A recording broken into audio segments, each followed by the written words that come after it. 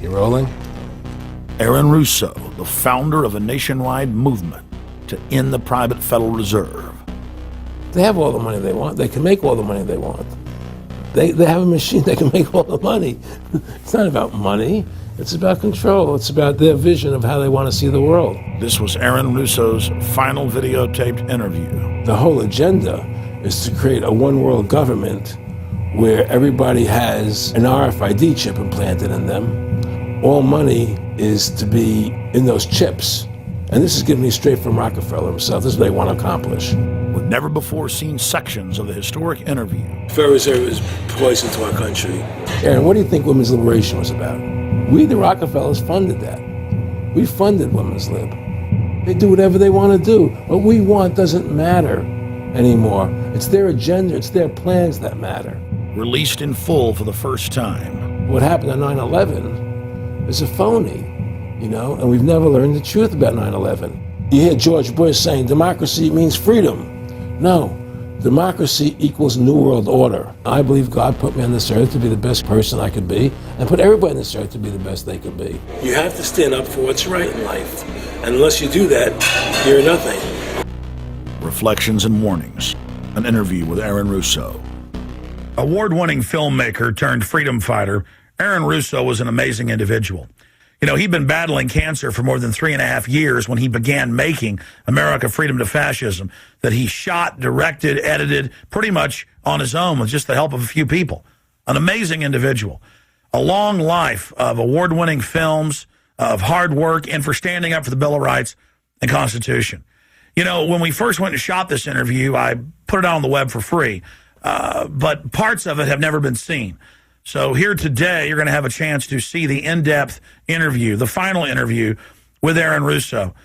But his important work lives on. He made one of the definitive films exposing the elite that control this nation and the world, the private Federal Reserve. And the information he put out 2 years ago rings more true today than ever. And his film, America Freedom to Fascism, and Mad as Hell, and the other great works he did just continue like ripples in a pond to light bushfires in the minds of men and women everywhere. So this film is dedicated to the one, the only, Aaron Russo. You rolling? I'm honored to be interviewed by Alex Jones, a truth seeker, fighting for justice in America. Alex charming me. It's getting me all smiley.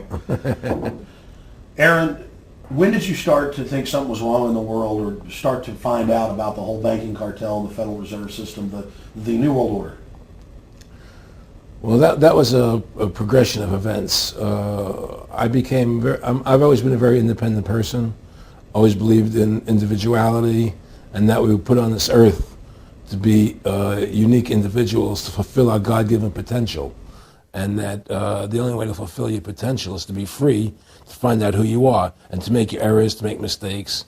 And as I grew up, I began to realize more and more the government was inhibiting me in things that I wanted to do. And what happened, I was very successful in the ladies' lingerie business. I worked for my dad. He had a small undergarment business, and I created the first ladies' bikini panties back in 1963, actually. And then I opened up a nightclub in Chicago called the Electric Theater that opened up the day Martin Luther King was assassinated. Wow. All right, and so the city of Chicago was in flames the day my club opened, and nobody came out to the club. And what happened was that that was the year of the Democratic Convention in Chicago in '68, and so my club became a hangout for the hippies, and because they wanted to go to Chicago and protest what was going on. And I was having a concert at my club one night to raise money, and the police raided the nightclub, my club, for no reason at all. And I was standing outside in my office overlooking the street, and I saw all these paddy wagons pulling up in front of my club. And I was a 24-year-old kid. I had no experience at all, really. I said, what are these paddy wagons doing here? And then I saw all these cops getting out of the paddy wagons coming into my club. I said, oh my God, they're raiding me. And so I ran down to the stage, and I got on the stage, and I stopped the band from playing. And I said to the people in the audience, we're being raided, so sit down on the floor, cooperate, and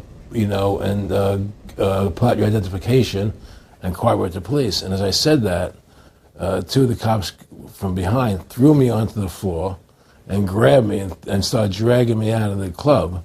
I'm going, you know, victory, victory. You know, I'm playing it for all it was worth at the time. I was a kid. And then I saw the fire department there. And the fire department was dumping garbage cans, the garbage all over the floor. And I thought to myself, well, why are they doing that? You know, very quickly as they were dragging me out. And I didn't quite understand it. So they threw me into the paddy wagon. As I got into the paddy wagon, one of the cops grabbed my testicles from behind and squeezed. And I went into the paddy wagon in gigantic pain. And the next person that came into the paddy wagon, the cop, as he was stepping in, the cops took the billy club, smashed him on the head with it, and just split his skull, you know, for no reason. I mean, there was nothing wrong. So that was kind of your wake-up. That was my awakening. It's like, what is going on? I thought this was America. So I initially blamed it on Chicago and made a daily thing. It was Chicago. And anyway, it was the headlines of the newspapers the next day. You know, there was my picture in the newspapers, headlines, electric theater short-circuited, it was raided. And in the article, they went ahead and they said that the reason they raided the club was because the fire department came there and saw it was messy, full of garbage, and the hippies started attacking them, which was totally not true. Those dirty hippies? It was totally false. You know, it was a complete fabrication. So they ran a false flag on you. They framed you. Yeah, of course. You know, and I was in shock. I said, people lie like that? People actually do these things? I couldn't believe it. You know, it was an awakening to me. And I went on television. I told people on television that they lied. Nobody cared. Nobody cared what the truth was. You know, it was shocking to me. And then a week or 2 weeks later, I forget exactly what it was, two cops come to see me, a lieutenant and a sergeant, a captain and a sergeant. And they said, Mr. Russo, we're sorry if you got hurt that night at the club in the raid, but we're here to tell you that if you want to keep the club open, it's going to take $2,000 a month, and we're going to come see you once a month, and whenever we have to raid you, we're going to call you, you know, and we'll let you know we're going to come in tonight and raid you. This was mafia. Well, the police mafia, yeah. You know. And actually, it was actually more interesting than that. They said, listen, there's the A plan, there's the B plan, and there's the super deluxe plan. And this one, of course, each one, of course, that much money a month. Which one do you want? What was the super deluxe? That's the one I took. That was a $2,000 a month plan. And I took that plan, and I paid them $2,000 a month, and they left me alone. And whenever they were going to raid the club, they would come there, we're going to have a phony raid tonight, you know, just to look good for the people in the neighborhood, you know. So that was your first big education? That was my education into corruption in government, you know, but I really thought that was basically Chicago. I didn't realize it was the whole country was like that. And so that was my wake-up call, that people lie and cheat and steal. And I thought everybody was always honest and nice and decent, and I had no idea about any of these things. Well, what happened with me was that they finally one day they came to me and they said, look, we can't take your money anymore. I said, why, what's up? What's going on? I said, we have to close your club. There's elections coming, and the aldermen in the neighborhood don't want you open anymore. So we can't take your money. So I had to go to court and fight them, and they were trying to close the club. And then one night there was a fire, and the club never reopened again. The club just closed, and that was the end of the club. And they burned me down. And that was the end of my experience. And then I moved back to New York, where I met Bette Midler, and I ran into her at a little nightclub she was playing called the Improv, and I thought she was fabulous. And through a series of events, I began managing her. And as soon as I started managing her, her career took off like a rocket. You know, just fortuitous, I guess. And we became very, very successful. And through managing Bette, I started producing shows on Broadway where I won the Tony, and I produced a television show where I won the Emmy with Dustin Hoffman and Bette, you know, and then I produced The Rose for her, where she got Academy Award nominations. Wow. And then that led me to producing Trading Places, which everybody knows. You know, I think it's the best Eddie Murphy movie. Well, it's a good one. I don't know if it's the best, but it's a really good one. And I'm very proud I made that movie. And so in my mind, I feel as if I've made a classic comedy in Trading Places, a classic musical in The Rose, and a classic documentary in Freedom to Fascism. You know, so I'm very proud of my work that I've done as a filmmaker. Back in the late 80s, I was a pretty big silver trader and gold trader. And I don't think I've ever told this story on tape before. I was a pretty big silver and gold trader. And I always paid my taxes, and I took what was a legal tax deduction on my silver trades. And a few years later, I think it was 88 or 89 or something, the IRS claimed that what I did, and other people did as well, was now illegal. We couldn't do it anymore. But they made it retroactive. I said, what do you mean retroactive? It was legal then. I did what was legal. I said, yeah, but we're making it illegal retroactively. And that's not good. So you owe us $600,000 or $800,000. For what? It was legal. How could you make something retroactive? Change the law backwards in time. It makes no sense. Well, we're doing it. And so everybody said they can't do that. So we went to court, a class action lawsuit. And the judge agreed with the IRS and said they could do it retroactively. And that's when I knew that there was something wrong in America with the IRS and the system here, you know. Aaron, you were telling me this story last night, and before you even finished saying, in the late 80s, the tax law said retroactive. And I knew that because they literally ruined my dad, but he paid. He didn't know. He still thought this was America. And it was legal tax law, what you're supposed to do. They said retroactively you owe, and with not just retroactive, but they said you also have penalties and interest. That's right. So how do you have penalties and interest on something when they retroactively change the law? Well, first of all, they can't retroactively. How can you do anything retroactively? Penalties and interest are a farce. The whole thing, because they do whatever they want to do. And that's when I realized America is not America. It's not the land that I was taught it was. Because they can do whatever they wish to do. And there's nothing the citizen can do about it. Now, you've made America Freedom to Fascism. I want to walk through that film, and I want to encourage everybody out there to get a copy of it on DVD. It was also in theaters around the country, and I think the best film out there on the Federal Reserve and the IRS and the whole banker scam, and I want to discuss that with you here. But I wanted to go back a little bit to the point that we discussed last night, where you don't advise people to not pay. And I do the same thing. People say, well, wait, you're saying it's a scam, but you're saying go ahead and pay it. And I like the way you summed it up. Well, it's really fairly simple. I mean, since making that movie, you know, many people come to me and ask me whether they should pay their income taxes or not, you know, and I never advise people not to pay. And the reason I tell them, I say, look, I've done a lot of research. The Supreme Court has ruled that the IRS has no authority. The 16th Amendment did not give the IRS the authority to tax your labor and your wages. That's a fact. All right, the Supreme Court is the law of the land, you know, and the IRS does not trump the Supreme Court. However, that being the case, the fact is, if the mafia would come to you and say, we want $2,000 a month or we're going to hurt you, I would not advise you not to pay them, because you may get hurt by not paying them. Whether it's legal or not doesn't necessarily matter. You're going to get hurt if you don't. It's the same thing with the IRS. They can hurt you. They can put you in jail. They can torture you. So if you don't pay them, you may get hurt. So I never advise people not to pay. You know, I tell people, yeah, pay your taxes. Look what happened to Congressman Hansen. Yeah, Congressman Hansen's a great example. Pay your taxes. But you know what? Shut down the Federal Reserve System, and eventually you won't have to pay those taxes anymore. See, the IRS is a symptom of the problem. The real problem is the banking industry and the bankers in this country.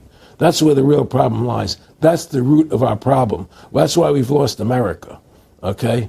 So yeah, pay your taxes, because if you don't pay them, you might get hurt. And I've heard all the arguments, you know, what tax protesters say and so on and so forth. And I don't call them tax protesters. I call them the tax honesty movement, because they're being honest, you know, at least.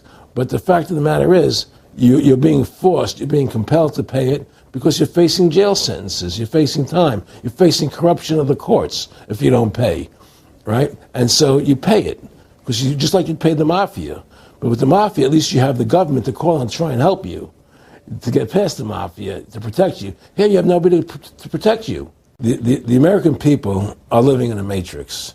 They don't understand the truth of how things are working in this country, you know. And let me give you an example of what I'm talking about. The very fact is that if you ask 100 people on the street, what kind of government is America supposed to be? 99% of them will tell you a democracy. America is supposed to be a democracy. But that's a lie. That's an illusion. The word democracy is not written into the Constitution at one time. It's not in the Bill of Rights. It's not in the Declaration of Independence. The Founding Fathers hated the idea of a democracy. They thought it was the worst form of government there is. And I agree with them. Because in a democracy, 51% of the people control 49% of the people. If you're part of the 49%, you're not free. America was founded as a constitutional republic. And in that constitutional republic that we have, 99% of the people can't take away the rights of 1%. You have your rights because you were born with them. You have God-given human rights that nobody can take away from you. The government, the majority, no matter who they are, I can't take away your rights. And that's what our founding fathers gave us. But the psychological operations that they do to us, they make us believe that we're a democracy and that majority rules. You see? And they want you to believe that. Because then they tell you this poll says this many want this and this many want that and this many want this, and it doesn't have anything to do with anything. Well, Hitler was elected. Hitler was elected. Hitler did everything legally. And in a constitutional republic, a minority is protected against a majority. Wasn't it Benjamin Franklin, to paraphrase, that said democracy is two wolves and a sheep voting on what's for dinner? Exactly. And then he also said, in a republic, the sheep would have a gun. To protect himself, you know, and that's the truth. America's not a democracy, but you ask the most intelligent people what form of government America is supposed to be, they'll say democracy, because that's what they've been brainwashed. They've been psyoped into believing that. They believe that we're in Iraq. They believe we're in Iraq to promote democracy. The word democracy, you hear George Bush saying democracy means freedom. No. Democracy equals New World Order. Democracy equals slavery. The word democracy is not synonymous with freedom. It's the opposite of freedom. Democracy is the worst form of government you can have because it's majority rule. And the government can tell you exactly what they want to tell you to do because the majority wants it. I don't care what the majority wants. I live my life as I choose. And if I don't commit violence, theft, or fraud against another human being, I can live my life as I wish. That's my choice. And if I'm allowed to make mistakes, because when you make mistakes, you learn from them. You grow as a human being. We're put on this earth to become the best individuals we can be, to fulfill our God-given potential. Right? We're not here to put on this earth so that the government can tell us how to live our lives and what we must do. We put into these systems and these paradigms. No. The same thing in health. You know, if you're sick, you have to have a certain protocol. Nonsense. You know, be individuals. Think for yourself. Have critical thinking, you know. And so what's happened is that because they've taught everybody that we're a democracy, which is not true, now, so then in 1913, they bring the Federal Reserve System into being, right? And now you have this Federal Reserve System, which then in 1913 got the right to create money for the government. When before that, the government created its own money.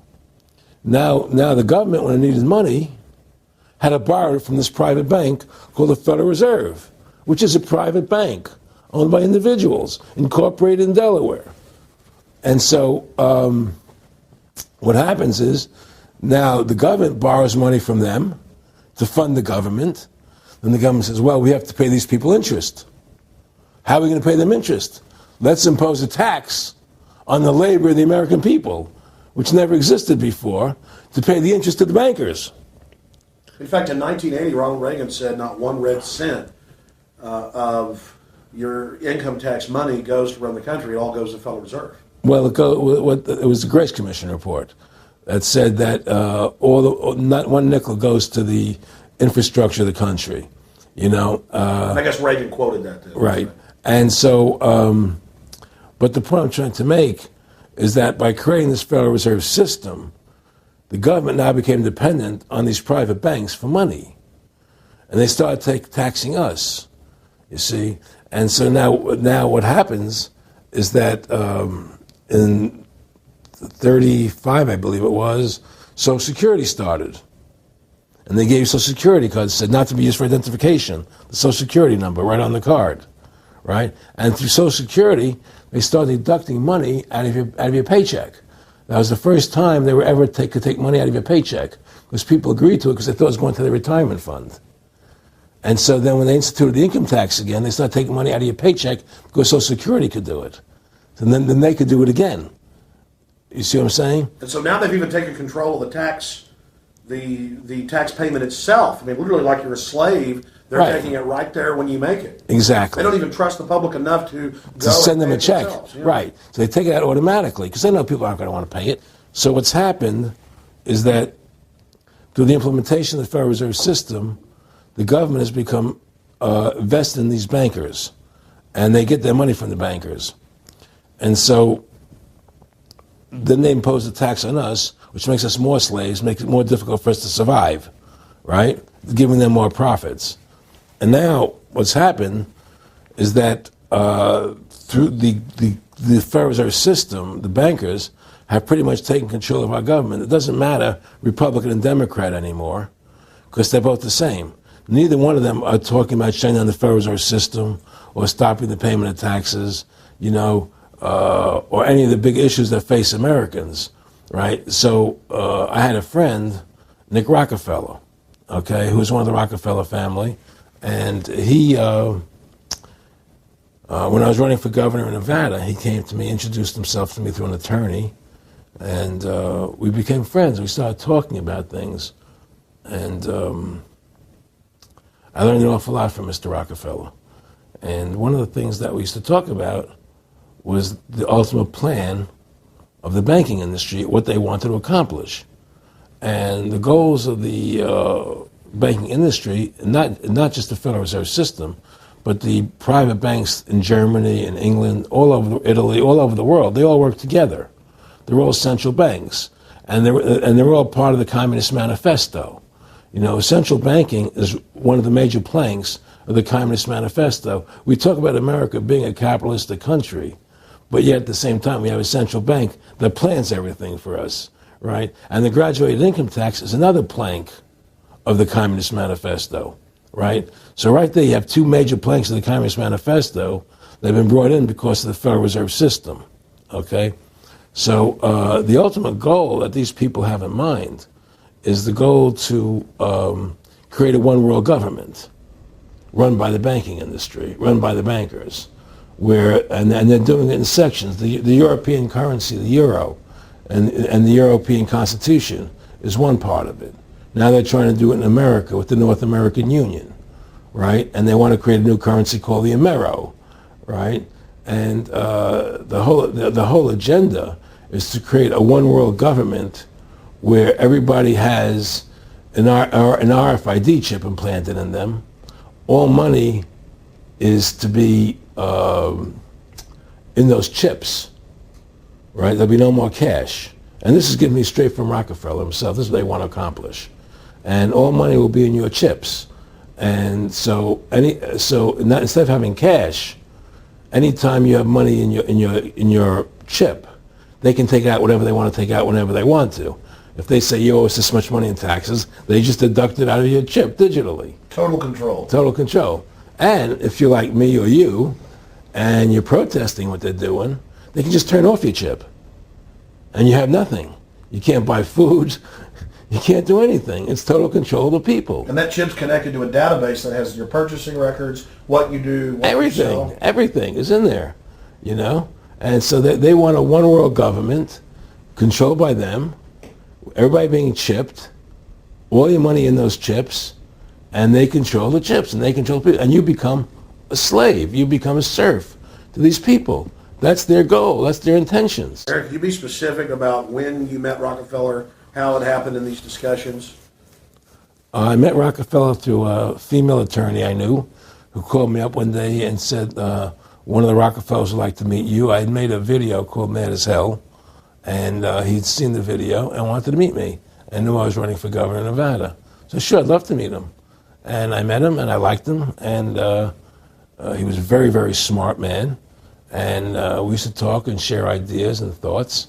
And he's the one who told me 11 months before 9/11 ever happened that there was going to be an event. Never told me what the event was going to be, but there was going to be an event, and out of that event, we were going to invade Afghanistan to run pipelines from the Caspian Sea. We were going to invade Iraq, to take over the oil fields, establish a base in the Middle East, and make it all part of the New World Order. And we'd go after Chavez in Venezuela. And sure enough, later, 9/11 happened.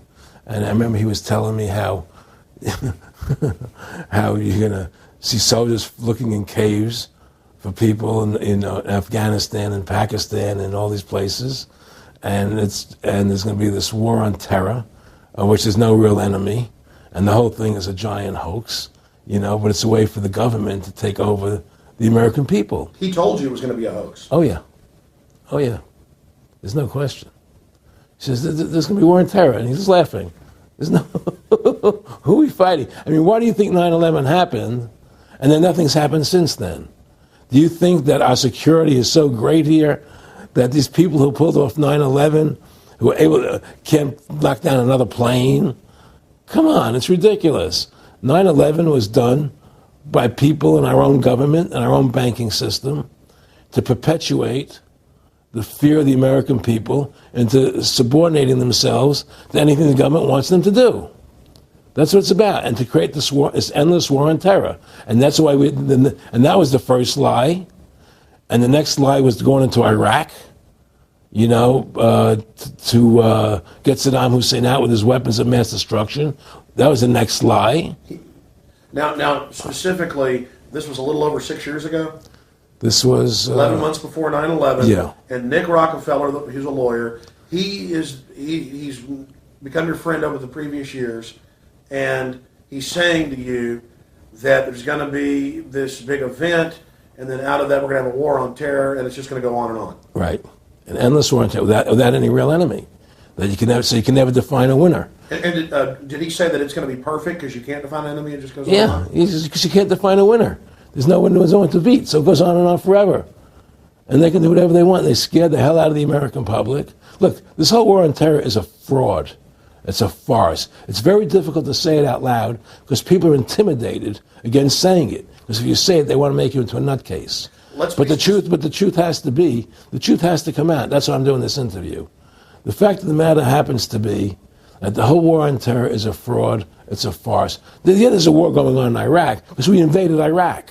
And people over there fighting, But the war on terror, that's a joke, And until we discover what really happened on 9/11 and who was responsible for 9/11, because that's where the war on terror emanates from. That's where it comes from. It was 9/11 that allowed this war on terror to begin. And until we get to the bottom root of 9/11, the truth of 9/11, we'll never know about the war on terror.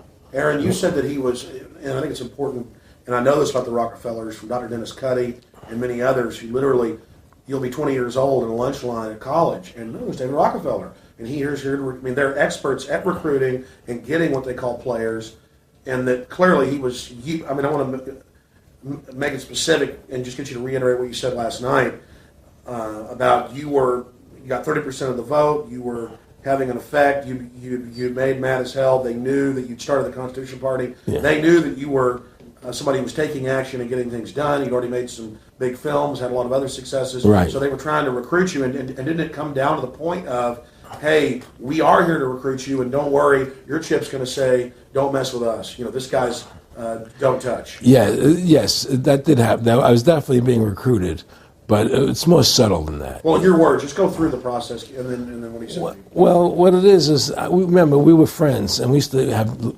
go to my house a lot. We'd have dinner, we'd talk, and he'd tell me about business investments, how you get involved in, or they would help me with this business investment or that business investment. And was I interested in joining the Council on Foreign Relations? I would have to get a letter to join them, but was I interested in that?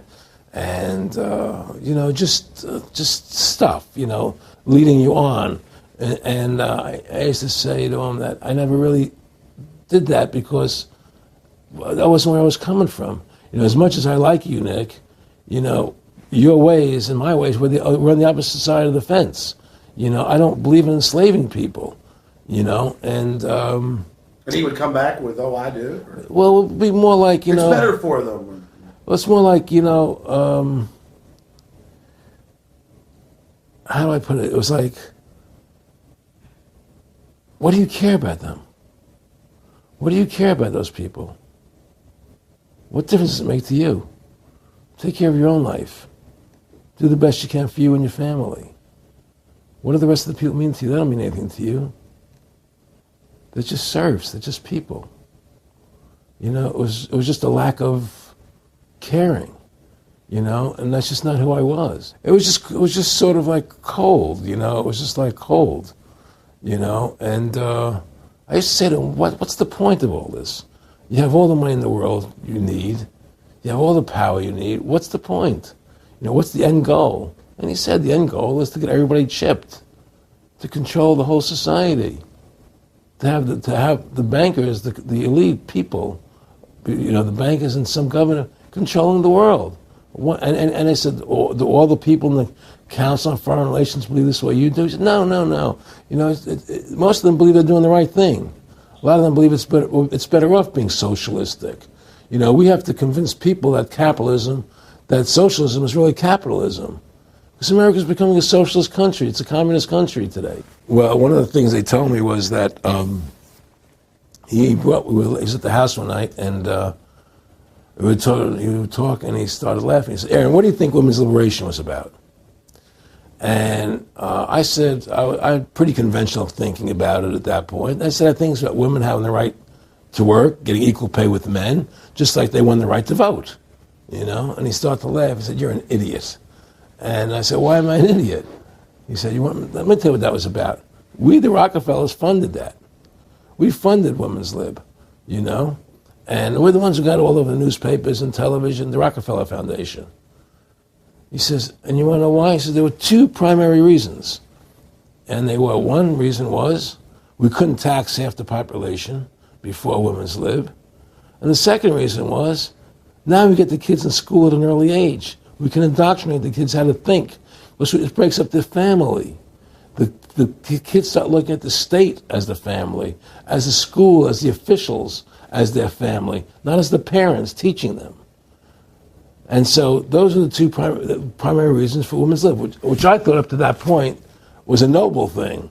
You know, when I saw their intentions behind it, where they were coming from when they created it, the thought of it, I saw the evil behind what I thought was a noble venture. Aaron, did you know that Gloria Steinem, in one of her own books, now admits the CIA funded Miss Magazine? No, I had no idea about that. No, I never heard that. Yeah, we're going to... CIA funded Miss Magazine? Funded Miss Magazine with the stated goal of taxing women and breaking up the family. No kidding. I never heard that. Well, Nick told me. I mean, I know it, but not because I know the CIA was involved in it. Well, Gloria Steinem was proud of it. Oh, the CIA wanted to help women. No kidding. So they funded it, yeah. And of course, it's divide and conquer. Right, and of course. What they do is they focus in, obviously, on real problems. Women were getting shafted in many ways, but the elite wasn't planning to help them. They were planning to really shaft them and take men away from them. Look at what they did with black families. You only had about 10% illegitimacy 50 years ago in black communities, and now it's over 90%. And look at welfare. We're going to give you some money, but you can't have a man in the house. Right. And so that was further to degrade the family. Totally destroyed. And now illegitimacy is over 50% in the general population. Right. Well, see, the whole thing is these people control the money, so they make all the rules. You understand? And they put whatever rules they want into effect. And the truth is, America has really become a socialist, communistic country. And everybody says it's a capitalistic country. It's not a capitalistic country. You know, how can it be capitalistic when you have a central bank? That's the first. It can't be. You know, it's a planned economy. It's a planned economy. It's a phony. If they want to create prosperity, they just print dollars. They just make dollars or put digits into the economy, and then now you have prosperity. You don't have real prosperity. You don't have real manufacturing. You just have money being injected in. It's an infusion of credit, which only makes the government go into more debt. Into more debt. My friendship with Nick Rockefeller was one where we expressed ideas to each other and thoughts and philosophies, and he wanted me to become part of what they were doing.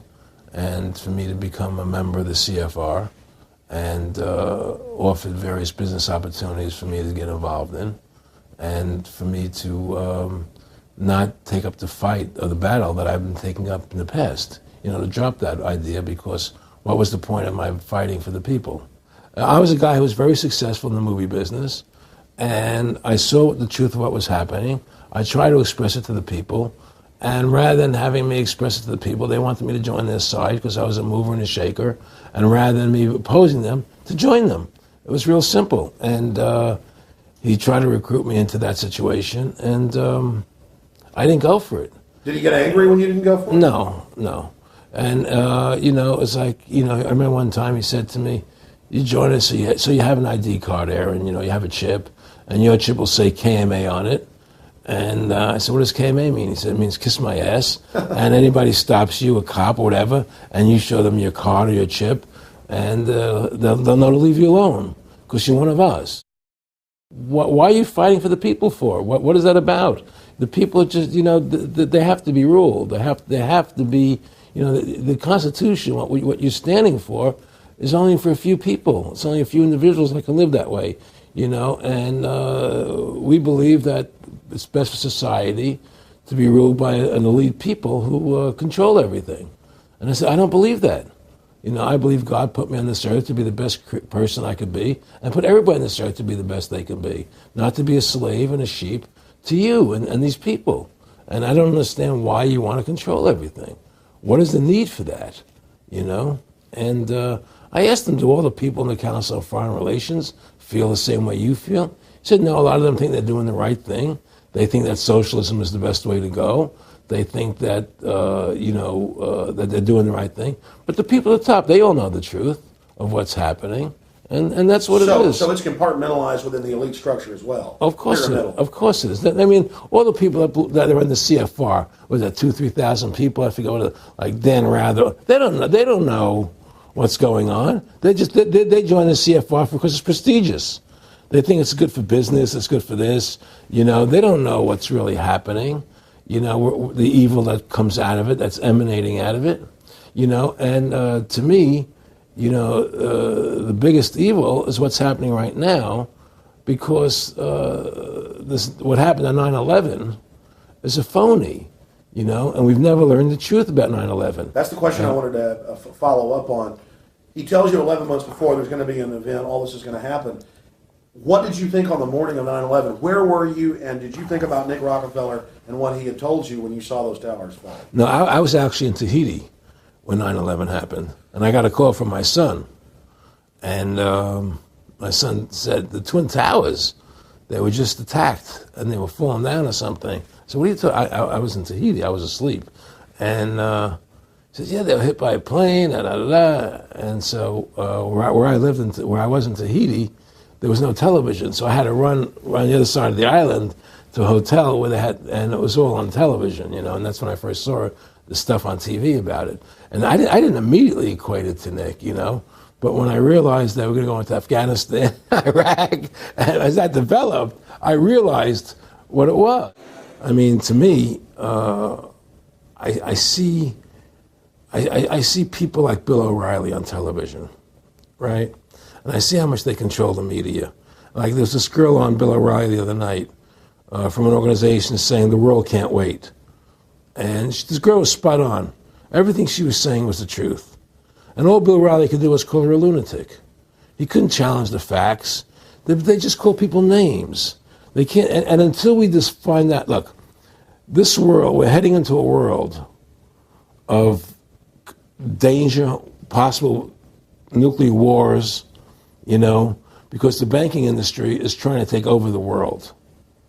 9/11 is the beginning of the war on terror. That war on terror is leading us into Iraq, which is the next lie. So you had the lie of 9/11, how that happened. Nobody knows how Building 7 came down. Okay, we know 9/11 was a fraud. The American people don't know it, but more and more of them are believing it. Okay, so that was the first lie. Besides the inception, I'm not going back to the inception of the Federal Reserve, that original lie. But 9/11 was the first lie in this present state we're in. 9/11 is the kickoff of the war against the American people and the people of the world. 9/11 was a phony. It's a fraud. It didn't happen the way they told us it happened. Now, because of 9/11, we then had the authority to go into Afghanistan and Iraq. Iraq didn't have weapons of mass destruction. Okay? So that was the next lie. Now they're talking about going into Iran. Now, how would you feel if you were Iran and you had this big, powerful country, America, go into your next door neighbor, take over their oil fields, right? Wouldn't you be worried that what they were going to do to you? Of course you're going to be worried. But the people of America don't think about it from Iran's point of view. They think about it from our point of view. So now we're going to send more troops into Iraq and keep building up because they want Iraq and the Middle East to become part of the New World Order. And Iraq was using, Saddam wanted to start using euros instead of dollars, right? He was messing up their whole consumption. Iran wants to start using euros instead of dollars. They have. Okay? So I'm saying what they're trying to do is preserve their power.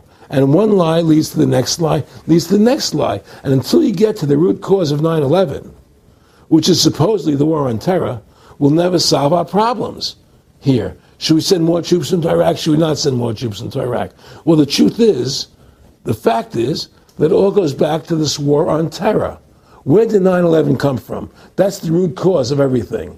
And until we have a full investigation, find out why Building 7 fell down, why they shipped all the steel out of America so quickly, from the buildings, why all the things that don't make any sense about 9/11, until we find out why it really happened, we'll never understand why there's a war on terror. And we'll never be able to prove that the war on terror is a phony. Nick and I discussed many things. One of the things we discussed, or he brought up in conversation, was reducing world population, and felt that there were too many people in the world. In a way, I agree, there are too many people in the world, but I don't think I have the authority to say who's going to die and who's not going to die, But they felt that they wanted to reduce world population, and he felt that it should be reduced by half. He even mentioned to me once they were having a real problem trying to solve the Israel-Palestinian problem. And he talked to me once about they were playing with the idea of bringing Israel to Arizona, and taking all the people from Israel and giving everybody $1 million and setting up Israel in the state of Arizona. Unbelievable. To end that problem, because that's a problem that they're not in charge of, in a sense. They're not controlling that problem. They're very arrogant. They can do whatever they want to do. We've given these people the authority to create money out of thin air, and through that device, they control everything. And if you want to win the battle to stop that, you have to deny them the ability to create money. It's only because they can make money that they have all this power. They literally have the money machines. They have the money machines. They can print it. They can do whatever they want to do. They own everything. Aaron, we take over pretty quick. If we were the guys that issued the money, everybody had to come give us real assets for the use of this money we just printed up. People. I tell people, why in the world does the American government borrow money from the banks when they have the ability to create it themselves without borrowing it and paying interest on it? Why? And nobody can answer that question. Not one politician ever raises that. Why does the American government borrow money when they can create it without paying interest? Well, we did create it up until 1913. And so people say, well, because if the American government does it, it'll create inflation. That's the answer. I say, well, let's look at it. The American government has the Federal Reserve do it, which creates the same inflation as if they did it. But also with the inflation, now you're getting massive debt. So with the Federal Reserve, you have inflation and debt. Now, if the American government made the money, backed by gold, which limited the amount they could make, you wouldn't have debt and you wouldn't have inflation. But inflation was only about 50% from the 1780s, I've looked it up, until the late 1800s.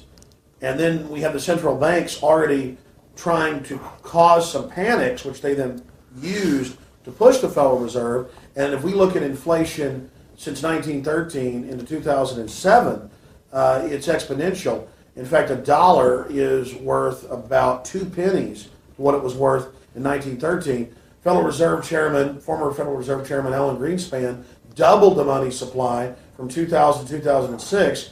And then Edward Bernanke, the new Fed chief, came in and said he's going to double it again in the next 2 years. And then he said, now I'm going to make the money supply numbers secret. And so now we don't even know. Right. But the evidence is they are just, in the curve of inflation, it gradually grows. And then suddenly at a point, it goes straight up. And it seems it's parabolic, yeah. Yeah, parabolic. But the thing is that the only thing I disagree with you on from early 1800 to 1913, there was no inflation other than during the Civil War.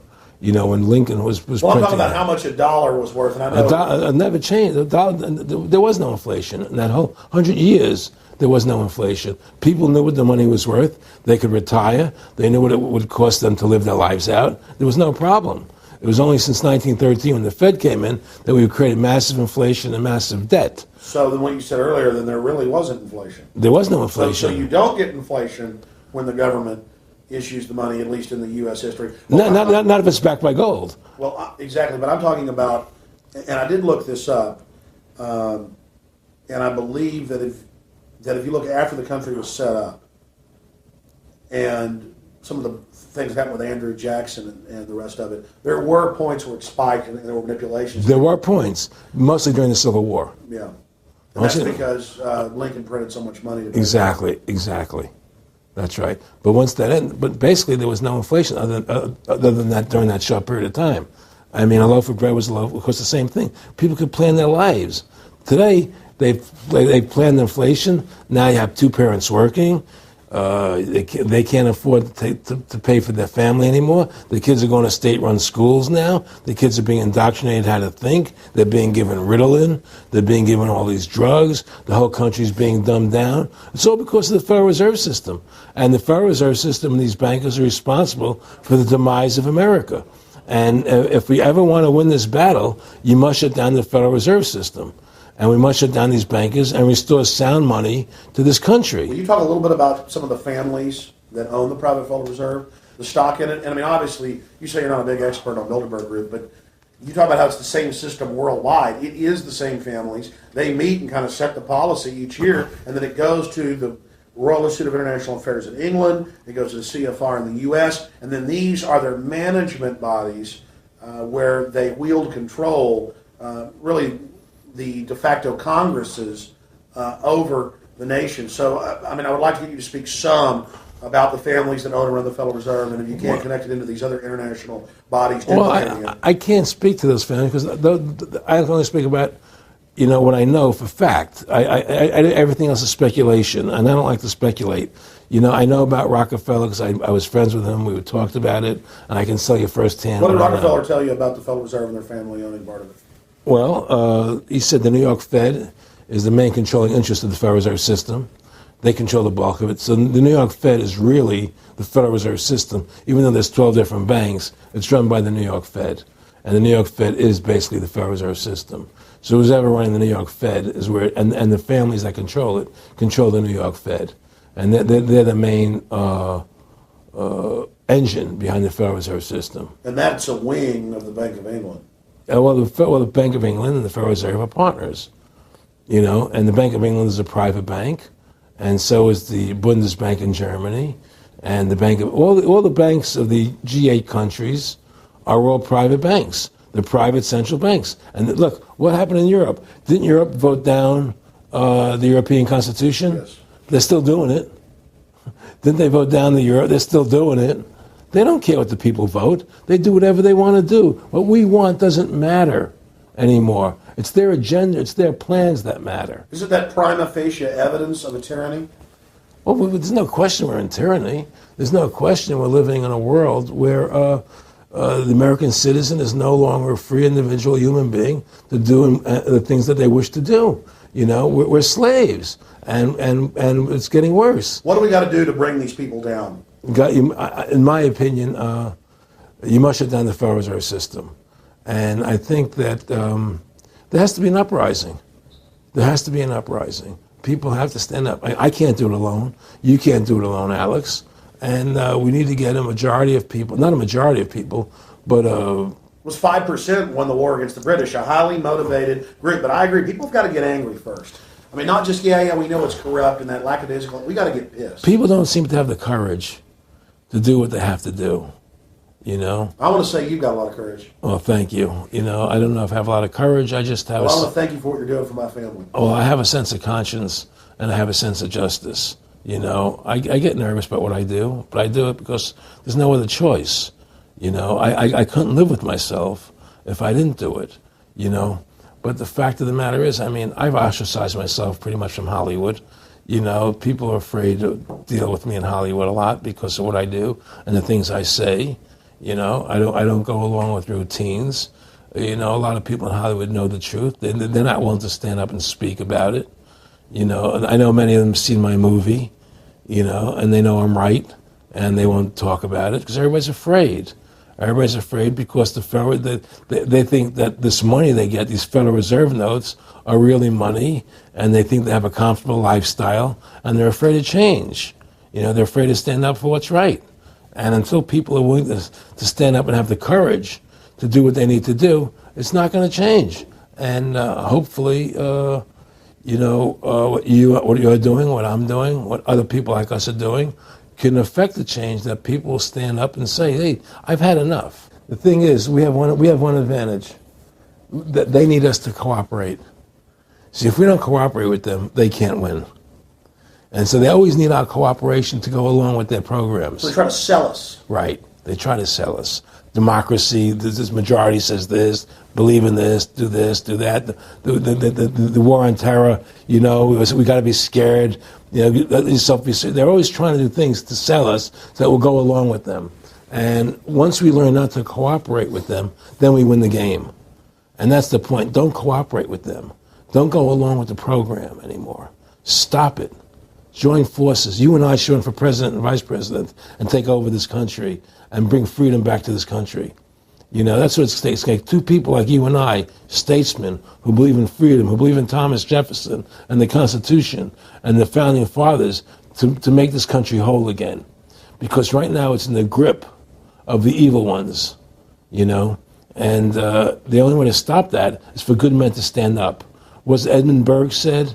Evil can only thrive when good men do nothing. Yes. Right? We got to do something. That's what it is, you know. Silence is golden, but when it comes to your freedom, it's yellow. You know, we have to stop being scared. We have to stand up and do what's necessary to take back, to stop these bankers, these elite, this government full of lies, congressmen full of liars, you know. People destroying our borders, you know, creating a government. I mean, imagine this. Here you are in America, and they're combining America, Canada, and Mexico into one country, the North American Union, and the American people don't know anything about it.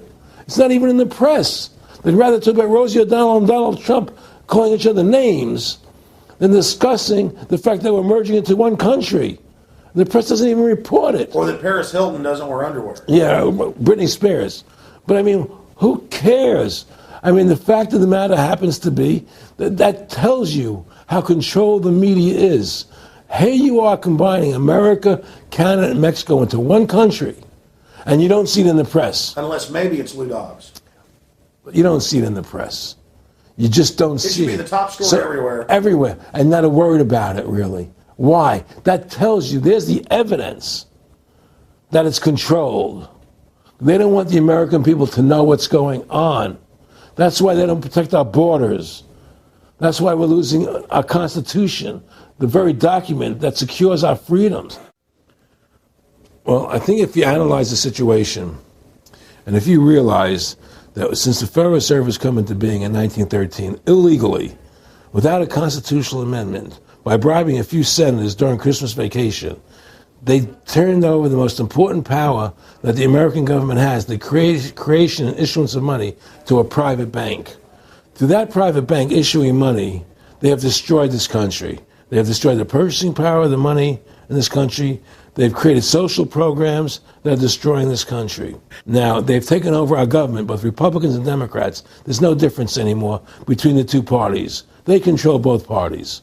It doesn't matter to them which one wins, because who's ever running for president will be someone they anoint, okay? Whether it's Hillary Clinton or John McCain running for president next year, they're going to be people that are going to do what they want them to do. And the fact of the matter happens to be that you can't win an election unless you have enough money to win. They make sure who gets the money, okay? So through these bankers attempting to taking over America, knowing that America was the freest nation in the world, it was necessary for them to take over America, take away our gun rights of freedom to bear arms, and create a country where we become slaves. Because once they take over America, the rest of the world becomes a lot easier for them. And so, by creating 9/11, an event to terrify the American people that were being attacked by terrorists, you create a world where there's an enemy that can never be pinpointed. You can never win the battle. It's a 100-year war. It's a never-ending war on terrorism, right? So you're always fighting this war. And through the war on terrorism, which is the 9/11, which is the first lie, then you create the war on terrorism, which is the next lie. Then you create the war in Iraq for weapons of mass destruction, which is the next lie. And it's one lie to the next lie to the next lie. Now it's going to be Iran, the next lie, sending more troops and a surge into Iraq.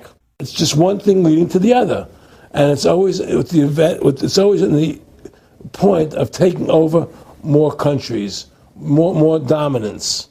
You know, making sure the American dollar, making sure the G8 stays in control of everything, and what they want to do is to control the American people, control the people of the world, put RFID chips in everybody, so everybody's a slave to these central banks. Did you ever talk to Nick Rockefeller after he told you all this and then 9/11 took place?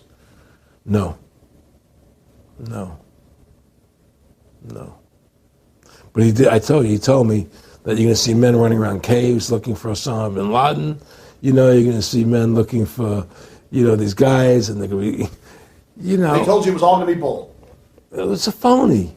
The whole thing is a fake. It's a fraud. Was he laughing, or was he just coldly saying this? No, it's more laughing. Cynical. Laughing. It's more like, look how stupid everybody is. Look how stupid everybody. We can do whatever we want to do. Well, it is ridiculous. It's like with al-Zakari. They claim they killed him like 14 times. And they never said, well, we didn't kill him last time, but we killed him this time. They never even now they're like practicing being ridiculous. Well, what about bin Laden being in the American hospital, getting kidney help? Yeah. Right? In the American hospital, right? They could, if they wanted Osama bin Laden, they could have gotten him. Oh, yeah. He was right in the American, after the Cole. Well, every time our troops really would keep catching Taliban leaders, they would be ordered by the generals to let them go. That's come out in the newspapers, but only here or there. And they kept going, and then Pat Tillman was complaining about it, and then he got shot. I talked to his brother. Oh, you did? And then he got shot, and there was a big hero charging Al-Qaeda. No Al-Qaeda, somebody shot him in the back. Look, we're dealing with complete evil. We're dealing with complete evil. And until the American people wake up and say, we don't want this evil in our country anymore, and we want to come back to a country of decency and goodness and integrity and honor, we're going down that road. And that's what it's going to take. It's going to people to stand up and say, we don't want to live in this kind of a world anymore. I believe we should pull all our troops out of Iraq. I believe we should leave other countries alone. Let other countries live their lives the way they choose to. Stop trying to spread democracy around the world, which is the worst form of government there is anyway. Restore our republic to what it's supposed to be, and go back to what the founding fathers gave us, and try and restore that. Restore the republic. Like the point of everything is that we have to mobilize. Each one of us. You and I can't do everything, Alex. You and I may be leaders. We may be out there, and people listen to us, what we have to say, and follow us. But the truth of the matter happens to be, it takes all Americans to stand together, to stand tall, to mobilize and say, we're not going to take this anymore. I'm mad as hell. I'm not going to take it anymore. We're going to stand up and fight the battle. And you and I can't do this alone. We're just leaders of the thing. But other people have to join in with us and stand side by side, shoulder to shoulder, and say, I'm not going to take it anymore. That's what it's going to take to win this effort, and to stop cooperating with the government and with all their rules and regulations, and to wake everybody up, to hand out DVDs of my movie, to hand out DVDs of your movie, to educate everybody to what's going on. Well, freedom and liberty is what people really want. You know, and it's time to stop the duplicity of the government from lying to us. You see, many people know the truth of what's happening in this country. They know the truth, like the numbers you gave about 9/11, but they're afraid to stand up. People have to find their courage and stand up and say, I'm not going to take this anymore. I know the truth, you know, and it's like they create a situation where if you tell the truth, you're considered a lunatic. You know, in other words, if someone goes on a TV show and says 9/11's an inside job, oh, you're an idiot, you're crazy. They call you names. You can't be afraid of that. Well, it doesn't work anymore. I mean, they have no facts. Just calling you crazy doesn't make you crazy. Well, we know that. They also go get kooks who are kooks to put them on and then say they represent us. That's right, exactly. Another tactic. Exactly. And Bill O'Reilly's great at that. Sean Hannity is great at that. They just put people on who they can dominate, you know. But why do you think guys like that, they're not stupid? I mean, I've talked to people that know, they know the truth. Why do you think they decide to join the evil? That has to be in their hearts. I mean, I had the opportunity to do that, and then in my heart I couldn't do it. So it has. But I mean, how could you or I consciously be involved in something like putting AIDS virus in black Africans' vaccines? I mean, what the hell? I mean, it's like, we're not good guys either. I mean, I don't think I'm like some special perfect person. What the hell's wrong with this elite? I mean, what are they running around doing evil? I mean, they just run around continually doing evil. Well, I think a lot of them think they're doing the right thing. I think a lot of them think they're doing the right thing. Not the top elite, but people within the system, you know. But I think that it's all about, as Nick said to me, it's about control and power. They have all the money they want. They can make all the money they want. They have a machine that can make all the money. It's not about money. It's about control. It's about their vision of how they want to see the world in their eyes. And, you know, you and I believe in individuality, in the person being the dominant thing, the individual being the dominant person. Today we live in a world where institutions are dominant, not people. You know, the American, you know, we the people, by the people, for the people. Now it's we the institutions, by the institutions, for the institutions. People are secondary. It's all about corporations and institutions. And the Federal Reserve is the biggest institution in the world. You know, if you ask somebody what's the biggest corporation in the world, they'll say Google or Walmart or Exxon or something.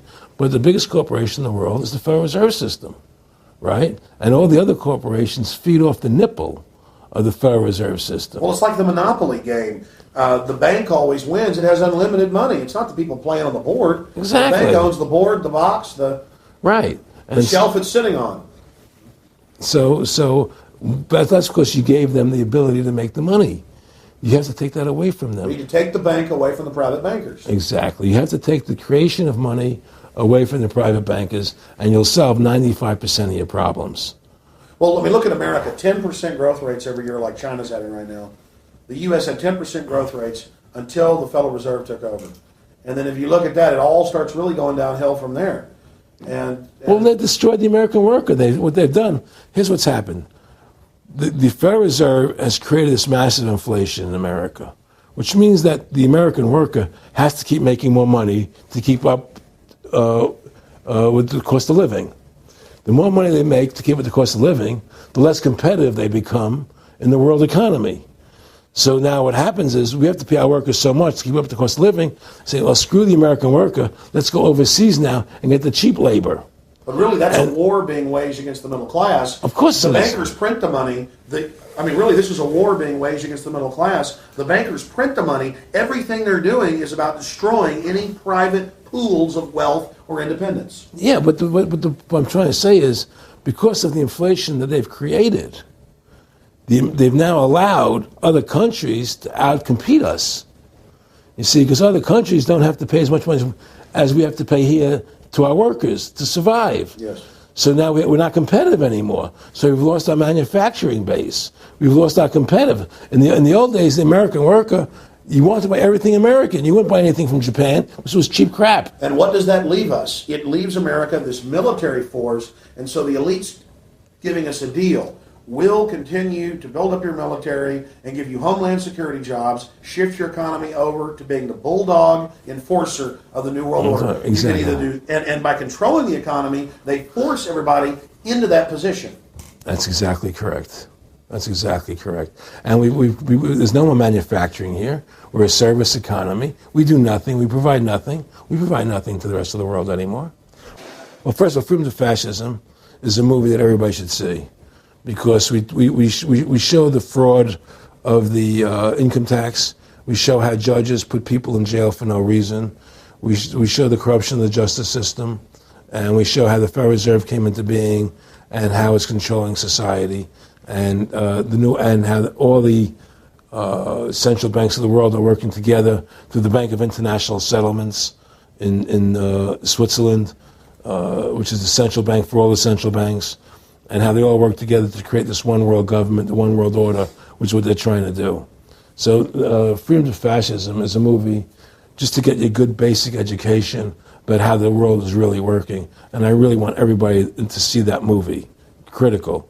In terms of the CFR, in terms of compartmentalization, I mean, there are many good people, I believe, that are part of these organizations who don't even understand what the organization's really about. People like when I was in Germany doing cancer treatment, there was a gentleman there who was visiting a friend of his who had cancer, and he was a member of the CFR, and we were talking, and I showed him the movie.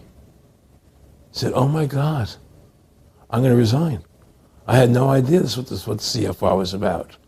He had no idea. He was just a nice guy who thought he was in this prestigious organization. Yeah, a lot of it's about getting good people, and so you can watch them. Keep your friends close, your enemies close. Well, no, it wasn't even that. It was, a lot of people join the CFR because they think it's a prestigious organization. It'll help them in business, make good business contacts. They didn't have an understanding that the CFR is really about world domination, about how they and the Trilateral Commission and the Bilderbergers all work together, with the banks to control the people. A lot of them don't understand that. They don't see the big picture. Oh, it's CFR, it's a prestigious organization. I'll meet this one, I'll meet that one. I can do good business deals out of it. It's just business to them.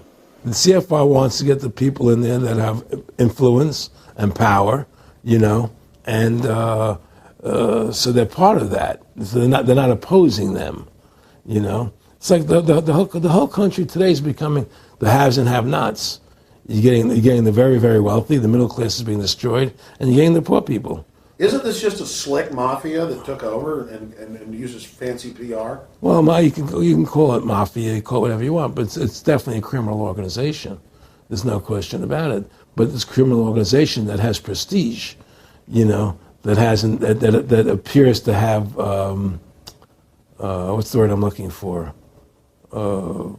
Class style. It's like, respected.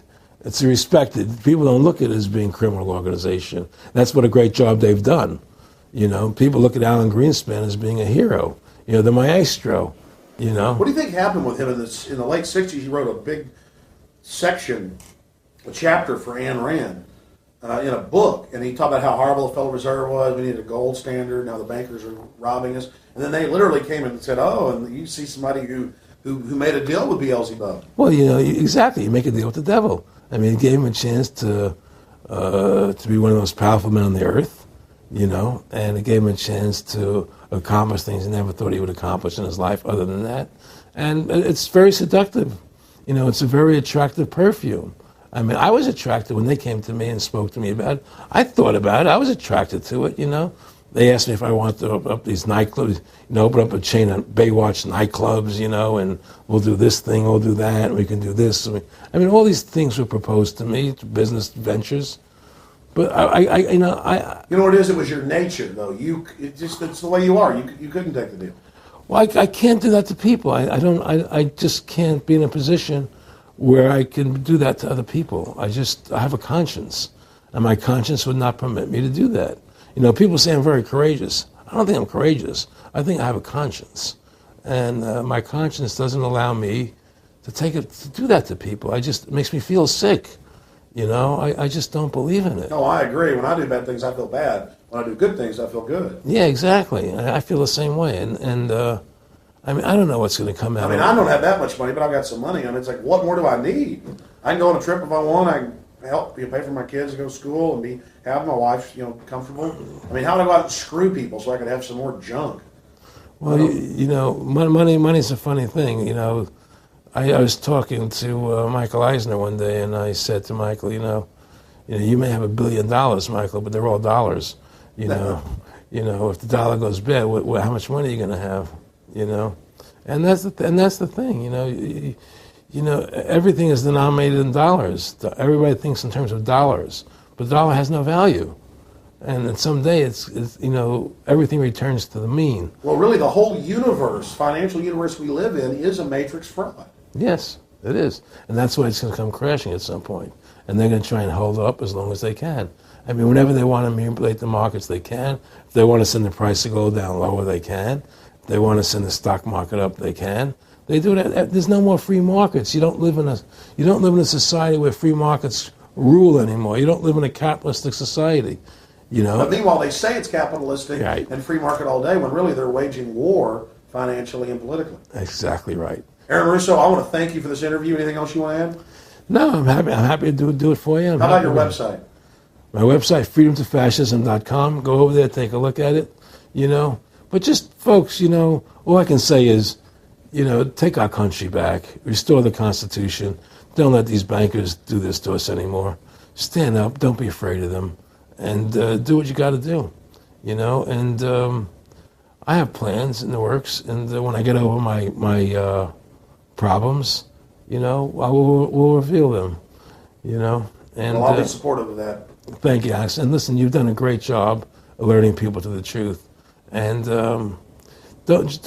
In other words, don't be afraid to be ridiculed by these people. If 9/11 was a phony, and I know it was, then stand up and say it's a phony. Don't be scared to tell the truth. Don't allow their powers of trying to make you look silly to frighten you. What did you think of what Charlie Sheen did? I love what Charlie Sheen did. I was so respectful of what he did. I just applauded him.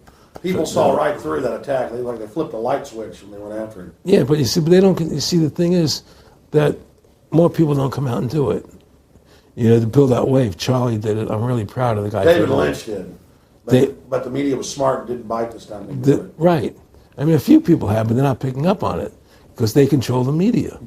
James Brolin did on The View. I heard that as well. But again, they're not picking up. Barbara Walters looked like she's about to have a heart attack. But they don't pick up on it. You see, they don't allow it to go anywhere. It comes if someone says something, they let it die. But they keep perpetuating, the war on terrorism. They keep perpetuating all these things that are lies. And because we've given the Federal Reserve the money-making power, they control the media, they control the government, and they're all in bed together. So you're fighting all this propaganda all the time, and it's a very difficult fight.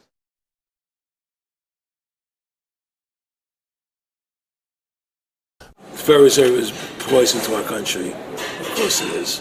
It's poison. Whoever makes the money makes the rules. Rothschild said that. And they make the money. Why are we allowing these private bankers to make the money for our country?